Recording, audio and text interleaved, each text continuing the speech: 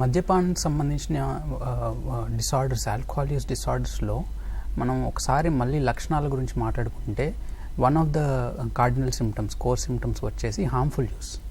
So harmful use అంటే ఏంటి? శరీరానికి కానీ మానసికంగా కానీ శారీరకంగా కానీ, తర్వాత దాంతోపాటు ఆక్యుపేషనల్ హెల్త్ అంటే మనిషి యొక్క ప్రొఫెషనల్ లైఫ్లో కానీ, తర్వాత సోషల్ లైఫ్ అంటే సొసైటీలో తనకున్న రిలేషన్షిప్స్లో కానీ, తర్వాత కుటుంబానికి సంబంధించిన సమస్యలు, దాంపత్య జీవితం కానీ, కుటుంబం అనే ఏరియాలో కానీ, వీటిల్లో ఇన్స్పైట్ ఆఫ్ హార్మ్ అంటే దానికి సంబంధించిన ఇష్యూస్ ఉన్నా కూడాను మనిషి ఆల్కహాల్ తీసుకోవడం కంటిన్యూ చేయడం జరుగుతుంది అనేది ఆల్కహాల్ యూస్ డిసార్డర్లో ఒక లక్షణాల్లో.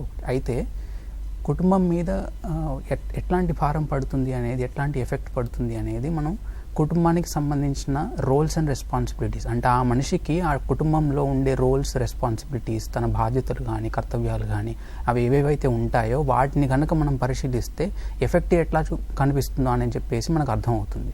కాబట్టి అందరికీ కుటుంబాల్లో సేమ్ రోల్స్ అండ్ రెస్పాన్సిబిలిటీస్ ఉండవు. కాబట్టి ఫర్ ఎగ్జాంపుల్ ఒక మనిషి, ఒక ఫాదర్, ఒక హస్బెండ్, ఒక బ్రదర్ అనుకోండి. ఆ ఫాదర్, హస్బెండ్, బ్రదర్ అని 3 రోల్స్ ఏవైతే ఉంటాయో, ఇంకోటి సన్ కూడా తీసుకోండి.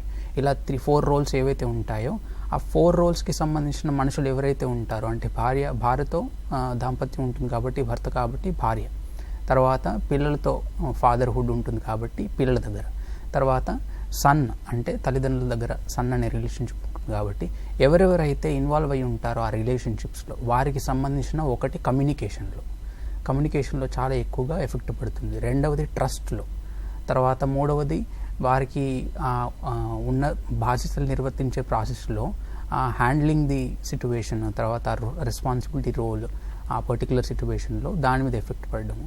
అయితే కమ్యూనికేషన్లో ఎట్లా ఎఫెక్ట్ పడుతుంది? ఫర్ ఎగ్జాంపుల్ ఆల్కహాల్ తీసుకోవడం ఎవరికి నచ్చదు కదా ఇంట్లో కుటుంబ సభ్యులకి. కాబట్టి ఆ మనిషి నచ్చిన పని చేసినట్టే కదా ఒకటి.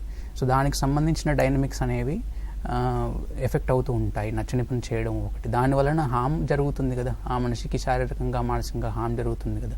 ఆ హామ్ వలన కూడా కుటుంబం, ఆ పర్టికులర్ రిలేషన్షిప్ దెబ్బతింటుంది కదా.